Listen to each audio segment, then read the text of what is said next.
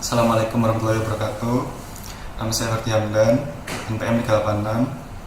Di sini saya akan mewawancara narasumber untuk memenuhi tugas kuliah komunikasi bisnis. Di sini ada narasumber saya, bisa memperkenalkan diri. Assalamualaikum warahmatullahi wabarakatuh. Nama saya Esti, selaku orang tua dari Ferdi Hamdan Hidayatullah. Nah, kalau kan emang asalnya kan orang tua dua-duanya kan Sunda semua. Ya. Nah, aku pengen tanya kayak caranya tuh gimana? Nah, menurut Mama tuh orang Sunda itu kalau ngomong tuh lebih to the point atau cara komunikasinya tuh lebih kayak non-verbal, kayak bahasa, kayak tubuh gitu. Gimana? Lebih to the point. Lebih to the point. Lebih to the point. Contohnya kayak gimana? Misalnya kalau menegur itu langsung ditegur, nggak pakai non verbal apa itu. Tapi caranya ngomong orang Sunda itu nadanya kayak Makanya ada naik turunnya. tapi ada non verbal juga kan? Ya. Ya, ada sedikit. Terus menurut Mama tuh kayak orang Sunda secara mayoritas tuh sikapnya tuh lebih individualis atau kolektif. Nah, kalau kolektif itu lebih ke yang suka membantu sesama gitu. Rata-rata ya selama ini sama sih orang Sunda dengan suku lainnya. Mungkin kalau untuk individual itu tidak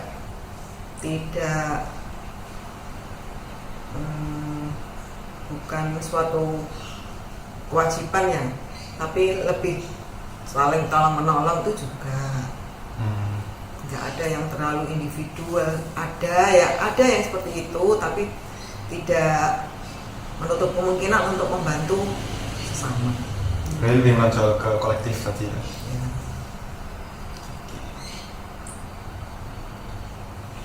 Nah, kalau di keluarga atau budaya Sunda itu ada nggak sih kayak kira-kira jenjangan gitu di keluarga atau di sekitar masyarakat gitu?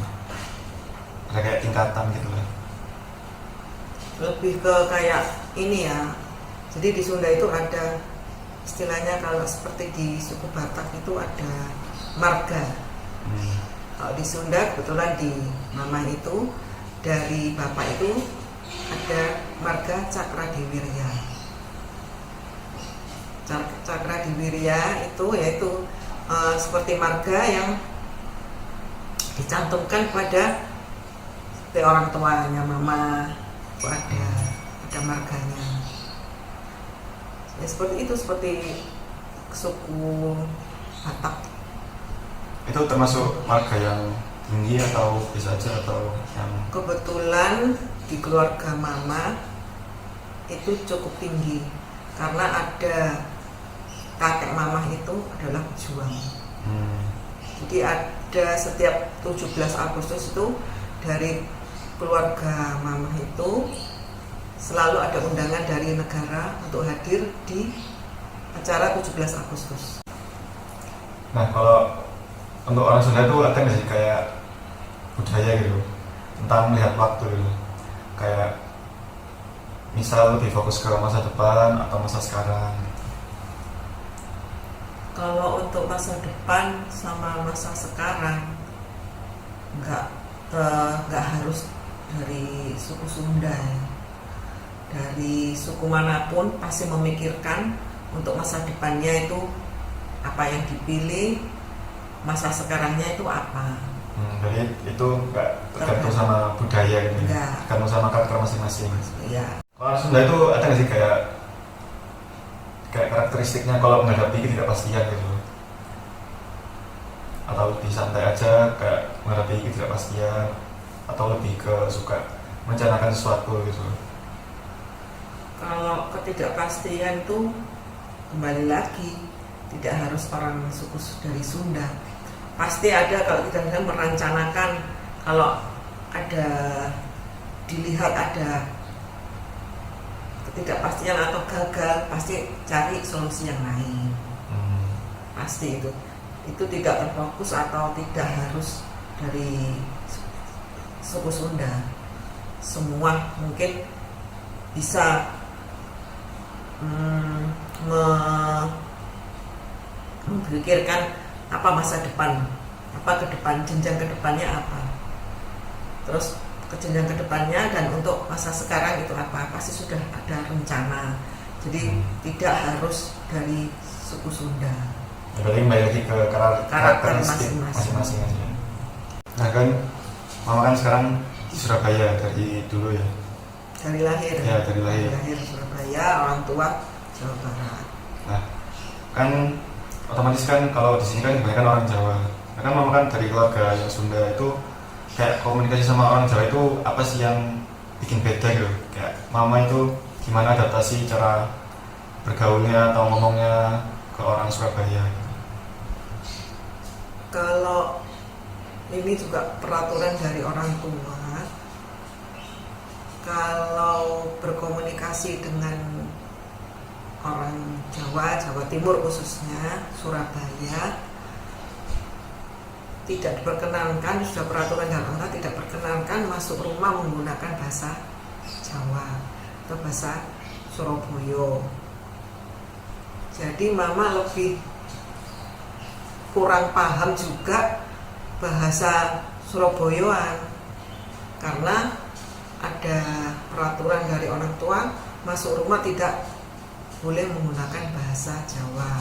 Alasannya karena orang tua tidak mengerti, tidak paham dengan bahasa Jawa.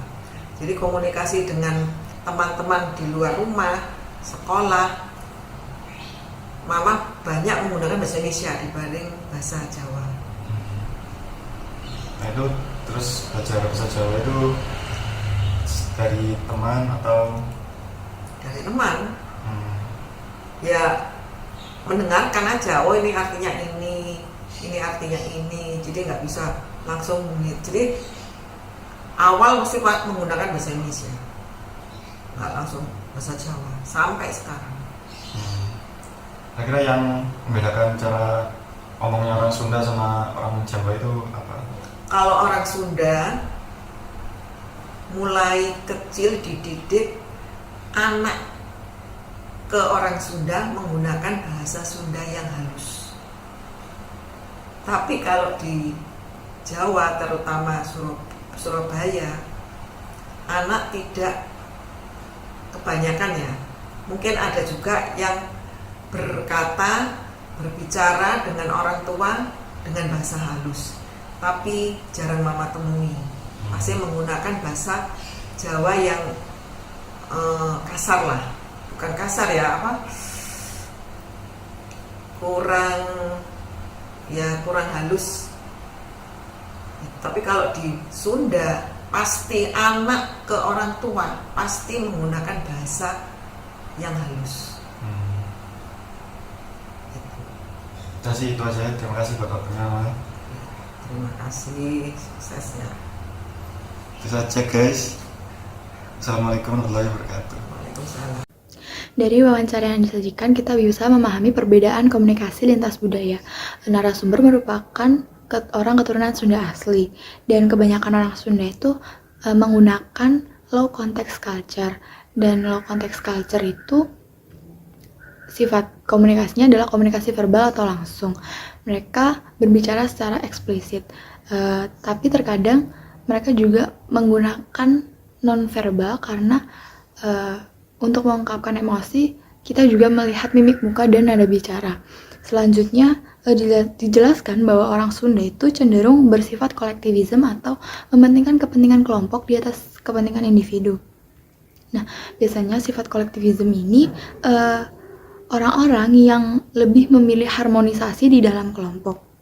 Untuk power distance sendiri di suku Sunda, dari jawaban narasumber diterangkan bahwa masih terdapat marga. Dari kakek narasumber merupakan seorang pejuang dan memiliki marga Cakradiwirya. Dalam komunikasi lintas budaya, khususnya uncertain and avoidance dan time orientation, menurut narasumber itu tergantung setiap individu, jadi kembali ke individu masing-masing. Komunikasi yang digunakan narasumber yang merupakan keturunan Sunda asli dan tinggal di Jawa, khususnya Surabaya sejak kecil.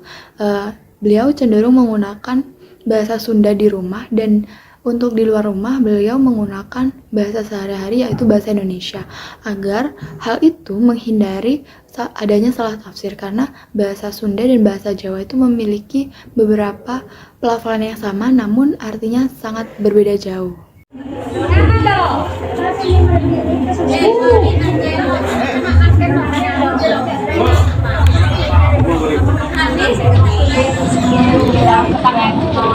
Nomor 14, Salam Rola.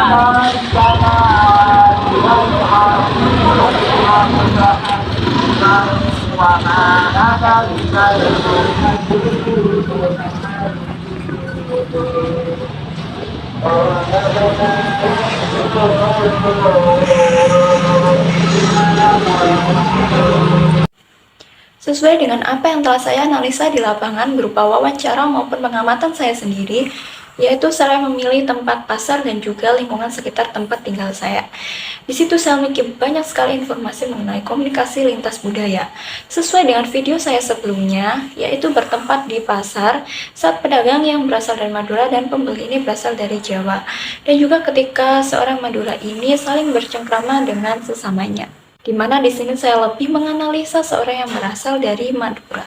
Analisa yang saya peroleh yaitu di mana pedagang yang berasal dari Madura ini lebih cenderung menggunakan komunikasi high context ditunjukkan pada saat dia berkomunikasi dengan pembeli yang cenderung menggunakan mimik wajah, ekspresi, dan juga suara yang tinggi. Sedangkan pembeli yang berasal dari Jawa ini lebih dominan menggunakan low context. Selanjutnya, seorang pedagang tersebut juga lebih condong ke individualisme, ditunjukkan saat dia berbicara lebih spontan, memiliki jiwa pekerja keras yang tinggi juga, dan menyukai sebuah kompetisi. Namun di sisi lain, orang yang berasal dari Madura ini juga memiliki karakteristik kultivisme yang ditunjukkan pada saat ketika tetangga sebelahnya itu mengadakan acara, maka tetangga yang lainnya itu akan bergegas berbondong-bondong untuk membantu. Selanjutnya, seorang yang berasal dari Madura ini memiliki high power distance, di mana mereka menganggap bahwa seorang yang memiliki pengetahuan agama lebih seperti ustadz, mereka akan cenderung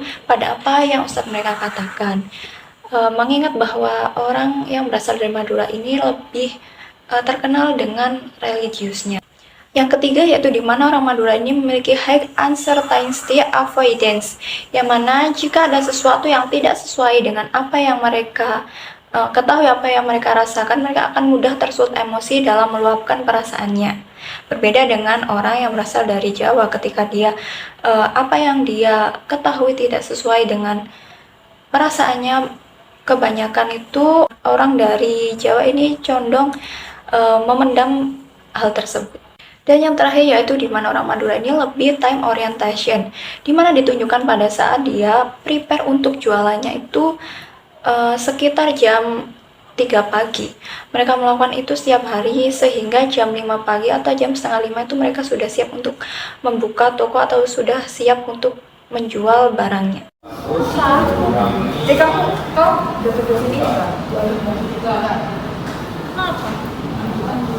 Soalnya kan kita kan harus berlomba-lomba untuk dari poin tuh. Oh, apa? Operasional. Oh nanti ya, ayo. Aku lagi baca aku tapi belum. Aku aktif di kelas apa? Manajemen. Ekonomi manajerial sama operasional. Manajerial.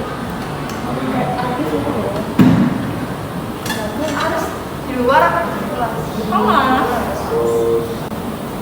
Oh, tahu. Iya, kelas. Enggak tahu.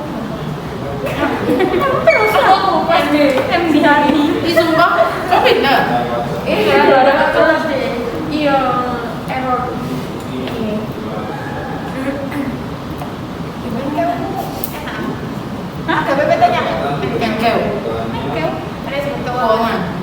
Enggak ada. Ini banget.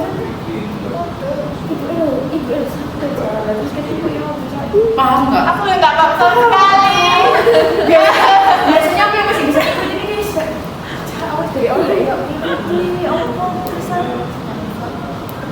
nggak sih? Susah. Wong ibunya bilang kan, wah kalau ibunya malah bikin soal lagi. kan juga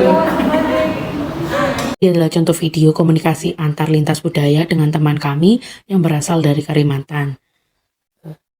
Berdasarkan analisa kelompok kami, orang Kalimantan yang memiliki budaya yang bersifat high context, di mana high context kan memiliki arti komunikasi yang lebih sering menggunakan nonverbal. Jadi kami menganggap bahwa orang Kalimantan itu lebih bersifat ke high context karena teman kami ini lebih sering menggunakan ekspresi wajah, kemudian gestur tubuh, bahasa tubuh yang ia gunakan untuk komunikasi dengan lawan jenisnya. Kemudian tidak hanya untuk itu, hal ini tuh juga bisa terjadi berdasarkan individu itu sendiri ataupun mereka dapat melihat dengan situasi yang ada. Jadi tidak membenarkan bahwa orang Kalimantan tuh bersifat high context, tapi menurut yang kami analisa bahwa kami menganggap bahwa orang Kalimantan itu lebih cenderung ke high context. Kemudian yang kedua, kami menganalisa orang Kalimantan itu lebih cenderung bersifat ke kolektivisme dalam budaya mereka. Mengapa begitu? Karena orang Kalimantan itu tidak menganggap sukses karena keturunan, tetapi sukses itu karena lingkungannya.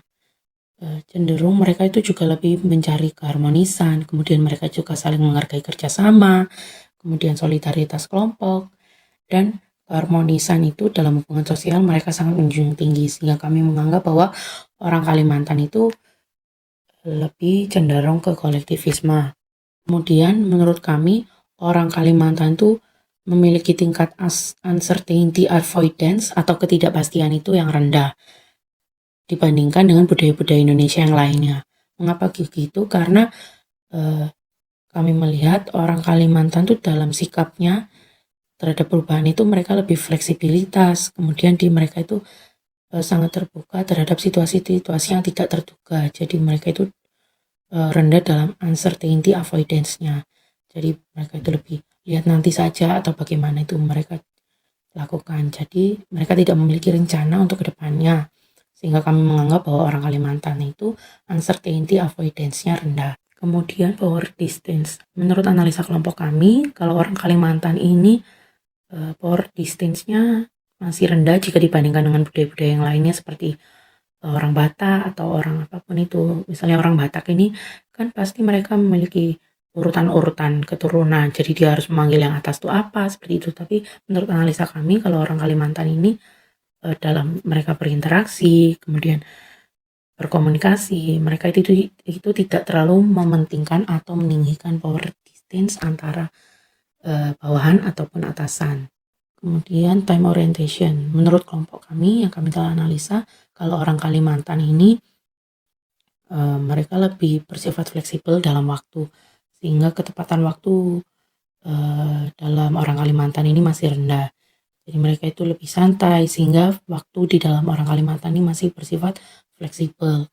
Jadi mereka itu dalam pertemuan atau dalam kehidupan sehari-hari mereka itu lebih bersifat fleksibel, jadi tidak terlalu memprioritaskan time orientation yang ada.